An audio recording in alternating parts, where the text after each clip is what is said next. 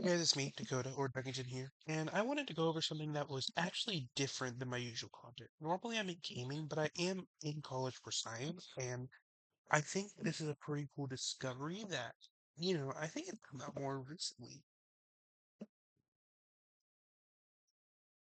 This came out the 19th, so one, two, a little over 2 weeks. And this is kind of crazy, and I'm kind of surprised I've heard this more recently. But I think this is a good use of AI, but also could be a bad use. You see, right? So these people, if you want to look at this, there's a Nature article like this one, but there's also other articles that may talk about it and more other stuff. But basically, they took an AI told it to write a virus or, viral genomes to make bacteriophages capable of killing resistant strain bacteria. Now, I'll explain everything in a lower sense because I do understand. Some people may not understand these things. Maybe you're young and you don't know what even any of these words are. Maybe you just don't care about learning stuff. So, like this. And so I'll break it down with this part. Everyone knows AI right now, artificial intelligence, and how it's a big thing. Now, the reason it says bacteriophages and viral genomes is because a bacteriophage, if I recall, is a version like a virus, and it specifically goes for bacteria.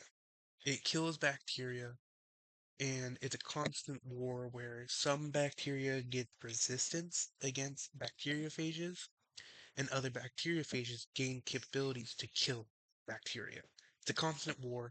Bacteriophages may be the solution to bacterial resistance because let's say you have a million of a certain bacteria in your body, and you take a antibacterial um like substance like streptomycin. I did that in my genetics class. I had to make a resistant strain of streptomycin. I didn't do too well because it was our first time doing it and we only had like, a semester to do it, which is fine, but we met only once a week. So not so fine. But basically when there's all that bacteria, it kills a lot. But the problem is it can leave resistant strains of the bacteria, which can like it can come back and possibly like take over while being resistant to that strain. And, it isn't like, oh, I know this, let's get rid of it. No, most of the time it'll be like, actually, I could probably draw it in paint right now. Hold on. Paint. We'll use this as an example. We want it bigger, bigger, bigger. And I'll draw with my touchpad. So we'll say that this is here's the bacteria, right? Streptomycin, little things like this, little particles, right? Now, this has a whole system working inside of it. It does have a nucleus, that's why it's bacteria. Um, but it has its whole system working inside it. So this bacteria, we'll label it B, right? This bacteria has all of its systems going. Streptomycin specifically targets DNA. In DNA, they have these little like receptacles on ribosomes. You know those things. And at one of the steps, it basically goes in with these little code combos and it checks each three. It goes through the system and it makes a polypeptide chain, right? This is important. Polypeptide chains, they're used to make different components. With those components, it can make different functions. It can make different proteins, many things like that. Everything runs off these most of the day, like most of these days. Streptomycin comes in And this little hook, there's like a little hooking part that hooks these together, right? Or makes these ribosomes work because these are two separate parts. This is the small, this is the big. The big does the whole components where it sees the combinations of the codons. Codons being like basically the instructions of what to make. Like, oh, use this molecule and this molecule. And that's why some polypeptide chains have different things compared to others. So basically, streptomycin inhibits this, or it does something. I think I don't think I think streptomycin targets the small. And on the small one, we'll make it like this. I think there's like a hooking device kind of like this, right? And streptomycin hooks onto it to prevent the other one from hooking. It prevents this big one from hooking onto this. What like resistance means is that like mutation will happen where something changes that prevents it from happening. So streptomycin is made to lock onto this part, right, on this side. Well, let's say there's a mutation that makes it so that it's like this. Well, the ribosome is still going to be able to attach to it. The streptomycin, though, has nothing to attach to because it doesn't understand what this side is. That's resistance, right? Bacteriophages change that, they kind of kill the cells and whatnot. But that's why resistance is such a big problem. Because, well, I don't know how to go back. Nope. Okay. We'll just fix it. Select all. I don't know. I want this. That's what it is. Now, you go to the dock. Oop, that's pretty bad.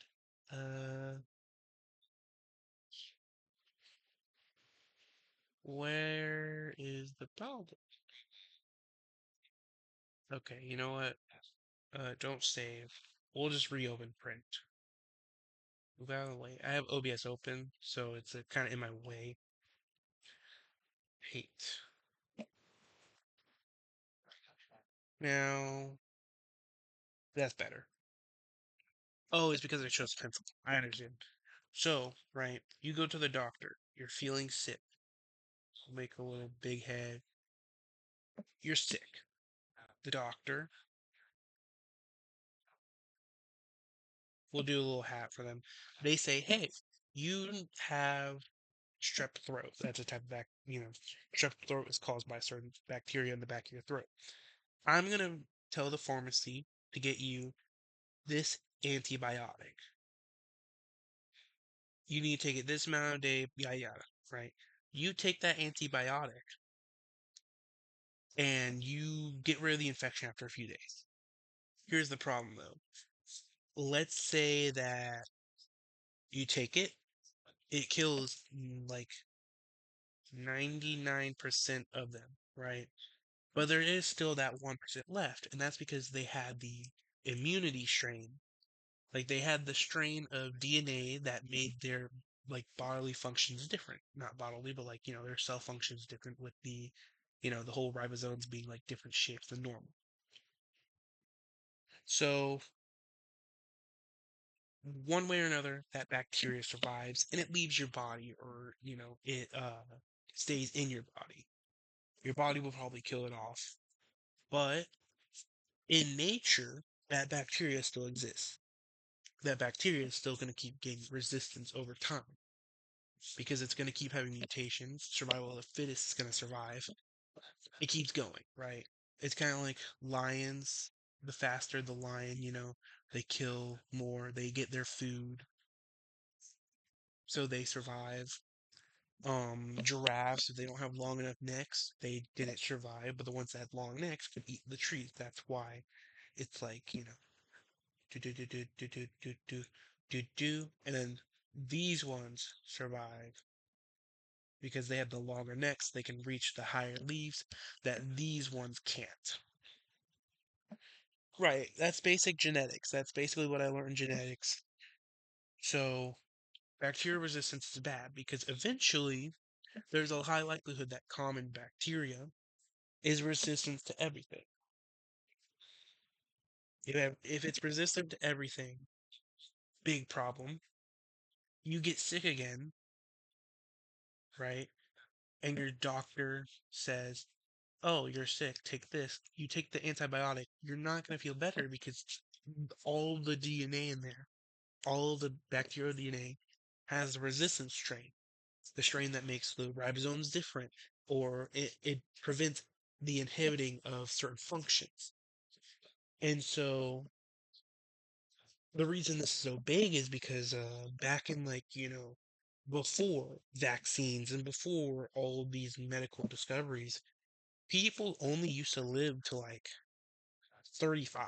That was the expected like death date. That's why it was so bad because these people kept dying. They couldn't live long enough. And so once medicine came around, everything got better. But now if all bacteria gets resistance, then big problem. All that explanation was just to say that's why bacteriophages are good because bacteriophages, as we can see on here, it's kind of like a virus. It injects the DNA and it causes problems where its DNA goes in here. And if I recall correctly from a video I watched, basically it goes into the DNA, the bacteriophage's DNA goes into the bacteria's DNA, overwrites it so that it makes more bacteriophages. Once it's fully dead, like the bacteria is dead, it then explodes or releases the bacteriophages to infect other bacteria. This is all happening on like the palm of your hand, by the way. Like this is the type of situation that would happen. We're back to this art, right? You now understand artificial intelligence writes the viral genomes, using them to synthesize bacteriophages capable of killing resistant strains of bacteria, right? Here's why this is so cool. I'm going to scroll down here to, I think it's about here. Some 16 of the 302 AI designed bacteriophages shows hosts specifically for E. coli and could infect bacteria. If I recall from the video I watched, supposedly one of them were super good at killing the resistant bacteria. See, here's the thing, right? An AI was able to, it literally, it literally did this, right? They asked the AI hey, give us some genes that could possibly um give us some genes that could possibly remove like possibly kill the bacteria. And the AI supercomputers, I think they were supercomputers. It was basically like, okay. And then it did the okay.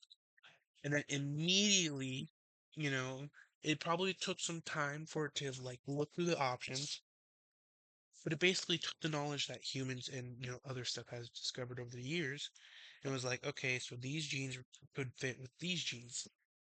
And as said in the article,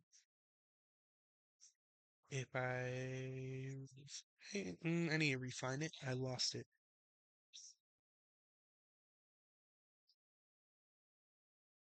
It made 302 viable macrophages. Yeah, so never mind. I was kind of wrong. The 16 showed specificity. I don't know how to say that word correctly for E. coli specifically, and could infect the bacteria. Could affect found combinations that could affect and kill three different E. coli strains, right? Because E. coli can get mutations, it can have different strains, which the wild type was unable to do, which is, I'm pretty sure, the macrophage that they took. I don't think it's right here. I think it's up here where I saw. Is it up here? There was something I saw here where it gave the number of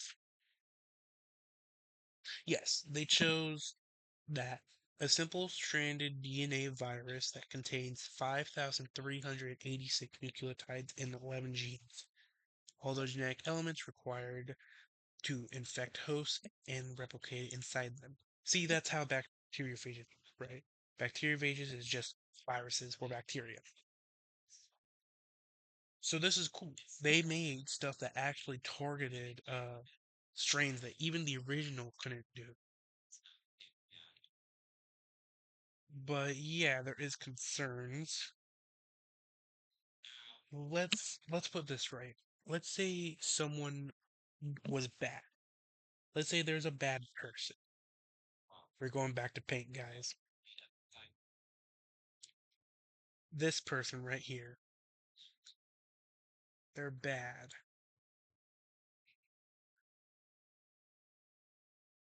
They're mean, they're angry, and they want to make something that could kill humans. Major bad, because if he gets his hands on AI that could do the research, it he could possibly make something that could injure heart cells in immediate times. It could be really bad for humanity if this goes the wrong way. And I think that's the real reason why I think this is cool but scary, because if an AI designed a virus that was specifically, bacteriophage, if it made it so well that the original couldn't do certain things, then that could be concerning in case people get their hands on other strains of real things that could hurt us, like COVID or other things, like even the regular flu. Because the problem is with a virus, right? This is for bacteria, but a normal virus has a high tendency of mutation. And if it mutates from its original goal, there may be problems along the way. But this was a long video. Let me see how long with my OBS. Oh, 17 minutes. It's actually on par with my talk on AAA games I just made before this. So, yeah, I mean, for now, guys, that's all I have. I just really liked this topic and I wanted to talk about it. And hopefully, we can overcome the challenges. If you want to read more, Nature has an article on it for this. You can download the PDF for Google. Well, I guess my institution does have it. You can read the whole thing here, but I think it's literally just the same exact thing. So, yeah, you can just read it here. That's basically where you can get it. This is a cool future, but also we need to take a step back and try to restrict people from doing things that are questionable. Um, Hopefully this all gets a good view in the future and everything kind of works out possibly for good, maybe no one has to suffer cancer. Maybe no one has to suffer um brain diseases like Alzheimer's or memory loss. Maybe people don't have to worry about problems. Maybe a future where health isn't a big problem because we're able to overcome the challenges.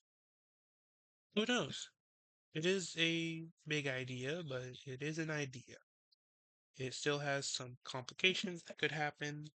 It can have bads, it can have goods, it can have downsides or upsides. It's a future that we don't know yet, but it could be something cool to see in the future. Well, that's a lot of future talk, but for now, in the present, that's all for this almost 20-minute video. Hope you guys had a good time. Have a great day. A great, probably Tuesday when I'll have this upload. No, Monday. We'll do Monday. Have a great Monday if you're seeing this that Monday. Or any future days, have a great Tuesday, Wednesday, Thursday, Friday, or Saturday, or Sunday. But yeah, peace and stay safe.